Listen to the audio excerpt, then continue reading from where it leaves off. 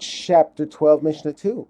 From here until the end of the Tractate, the Mishnah deals with various vows that a person made to bring an offering to the Beis Hamikdash.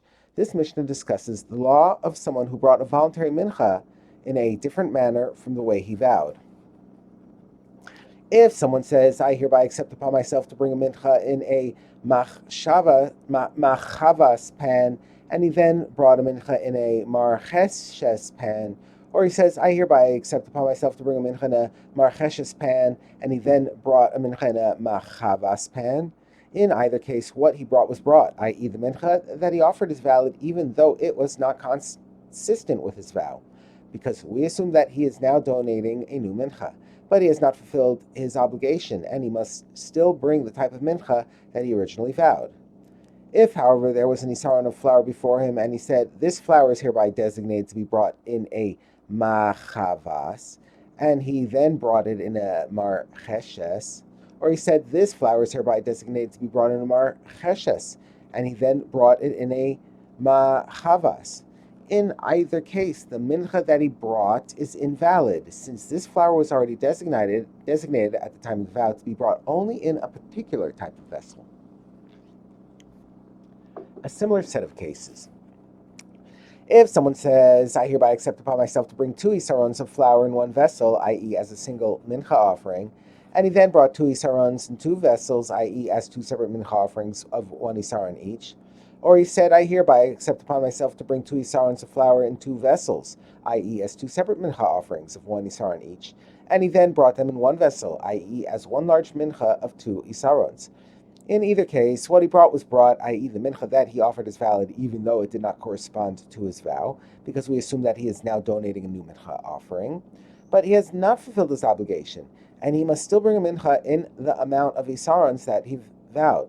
If, however, there were 2 isarons of flour before him, and he said, these 2 isarons of flour are hereby designated to be brought in 1 vessel, and he then brought them in 2 vessels, or if he said, these 2 isarons of flour are hereby designated to be brought in 2 vessels, and he then brought them in 1 vessel.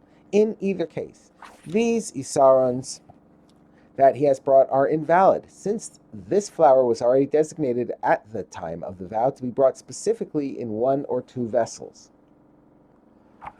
The Mishnah now gives more details about the previous set of cases.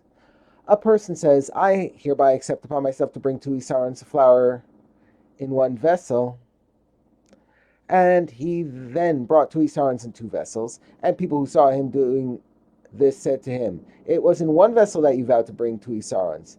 If he listened to them and offered the 2 isarons in 1 vessel, they are valid, since he fulfilled his vow. If, however, he ignored them and offered the 2 isarons in 1 vessel, they are invalid, because his mincha does not correspond to his vow.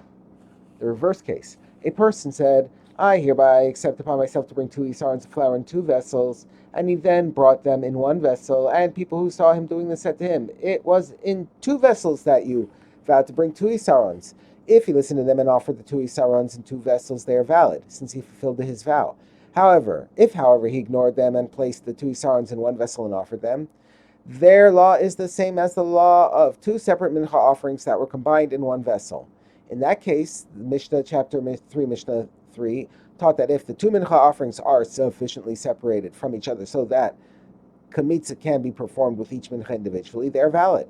But if this cannot be done, they are invalid. The same law applies in our case. The 2 isarons in 1 vessel are valid only if they are not mixed together to the extent that kamitza cannot be performed with each one separately.